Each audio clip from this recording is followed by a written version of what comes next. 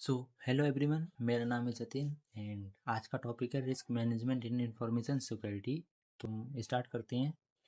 तो शुरू करते हैं risk management in information security. तो risk management in information security होता क्या है, तो एंड उसके साथ हम ये भी जानेंगे कि ऑर्गेनाइजेशन इसको किस तरह से मॉनिटर करती है।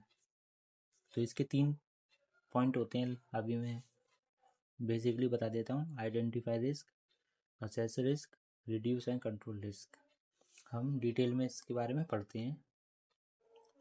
ये रिस्क मैनेजमेंट का इंट्रोडक्शन है। Risk management in information security is a structured approach. मैं आपको बेसिकली बता देता हूँ कि रिस्क मैनेजमेंट होता क्या है। जैसे कि मान लीजिए किसी भी ऑर्गेनाइजेशन है या फिर कोई भी सिस्टम है, प्रोजेक्ट्स हैं, सिस्टम ऑर्गेनाइजेशन में जो भी डेटा होता है, इंफॉर्मेशन होती है, उस पर जो भी रिस्क हो उसको किस तरह से हम मैनेज कर सकते हैं, उसे रिस्क मैनेजमेंट कहता है। जैसे कि आपने देखा रिस्क मैनेजमेंट यानी कि रिस्क को मैनेज करना, जो कि 3 प्रोसेस के जरिए कंटिन्यूली चलता रहता है। सबसे पहले रिस्क को आइडेंटिफाई करना, उसके बाद उसको असेस करना, मॉनिटर करना कि इसमें क्या क्या रिस्क है, हाई है, लो है। उसके बाद इसको रिड्यूस है, कंट्रोल में लाना। तो उससे पहले ये देखिए, ये डेफिनेशन है व्हाट इज रिस्क। रिस्क क्या है? तो risk is the possibility that a threat will exploit a vulnerability and cause harm to an asset। Means threat, vulnerability and impact, इन तीनों कॉम्बिनेशन ही रिस्क कहलाता है।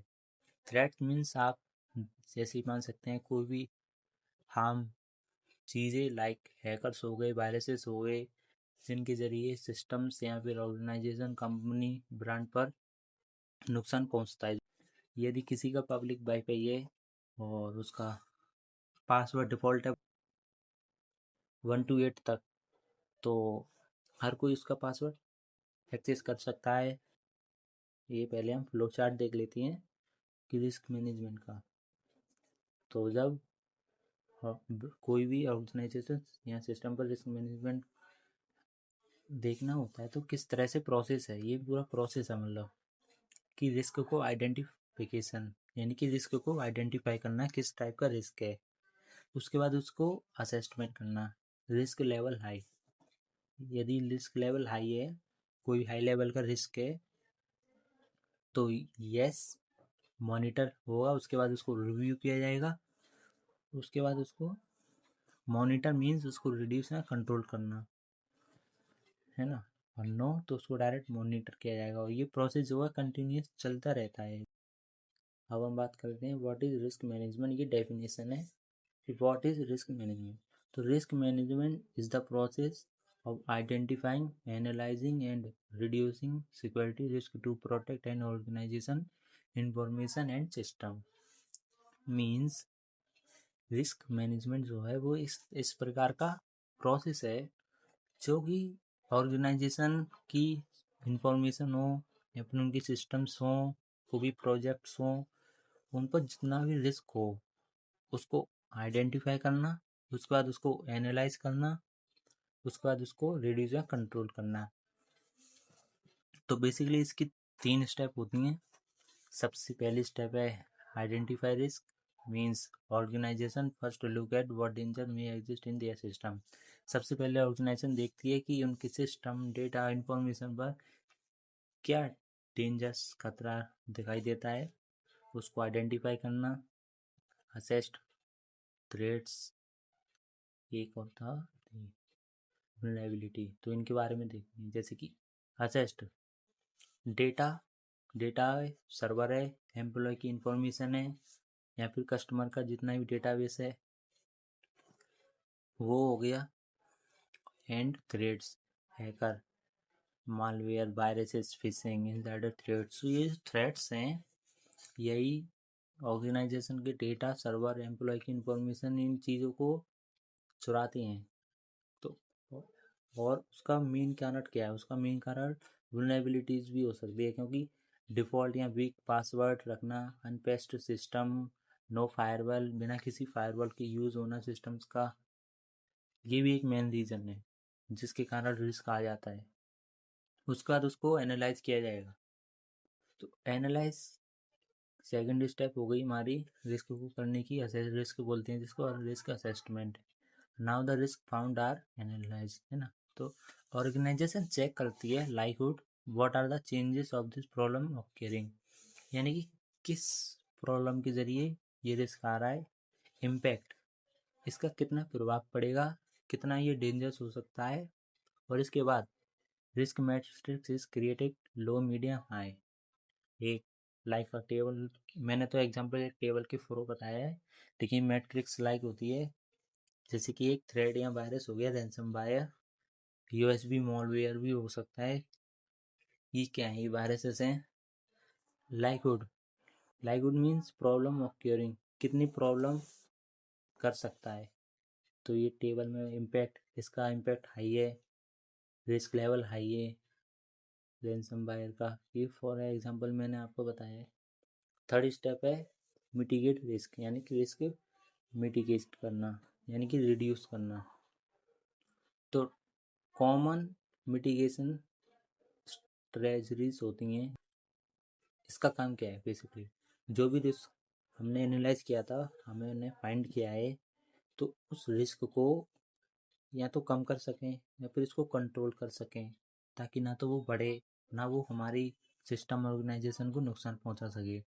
तो कॉमन मिटिगेशन स्ट्रेटजीज में technical controls, firewall, यदि हम फायरवॉल का use करेंगे तो कई हद तक हम सेफली बच सकते हैं रिस्क से, जैसे कि वायरसेस हो गए उन, है ना, और अनऑथराइज्ड एक्सेस कोई पर्सन कर रहा है उससे, इंक्रिप्शन यानी कि सिक्योरिटी का यूज़ करके भी, मल्टी फैक्टर ऑथेंटिकेशन का यूज़ कर सकते हैं जिसमें मल्टीपल ऑथेंटिकेशन हो, लाइक हम लॉग इन करते हैं तब इंक्रिप्ट हो, है ना, password like a password, strong password, उसके बाद ओटीपी हो, या फिर कोई एक ऐसा कोड जो कि भेजा जाए उसी सिस्टम के थ्रू जिससे वेरीफाई हो सकता है इस तरह से।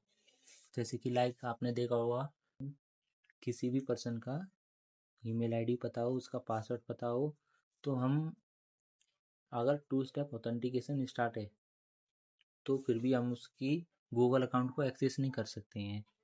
इसी प्रकार से वो भी इसके अंदर आ सकता है। और एंटीवायरस का यूज़ करके, लाइक हम कभी कभी किसी भी जो पॉपअप साइट होती हैं या फिर डेंजरस वेबसाइट होती हैं, अनडायरेक्टली हम उनके पास चले आते हैं, तो हमारे सिस्टम में भी उसका वायरस आ जाता है, जिसके कारण रिस्क की शुरुआत हो सकती है। दूसरा है administrative control, security policies, employee training, access control rule.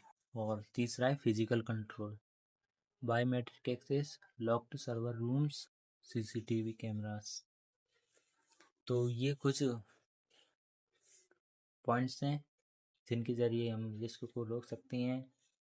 और भी बहुत सारे पॉइंट्स हैं, लाइक हम उन चीज़ों को ही करना बंद कर दें, उन चीज़ों को ही होना बंद कर दें जिसके कारण रिस्क हो रहा है। चलिए हम नेक्स्ट चलते हैं।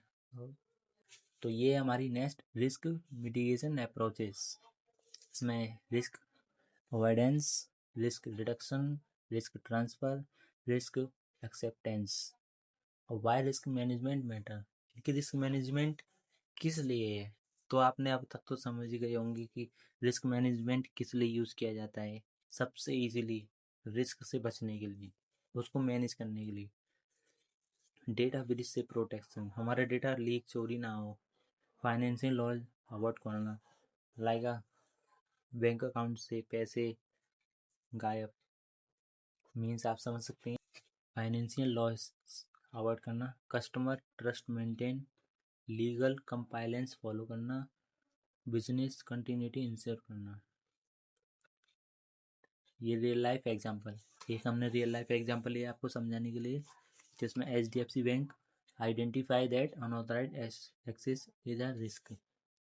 तो weakness employees using simple password, assessment impact high, mitigation MFA, password policy, security training. देखिए अब बैंक है, उसकी सबसे पहली वीकनेस क्या थी, employee using simple password 124 128, assessment impact high, इसका इम्पैक्ट हाई पड़ा।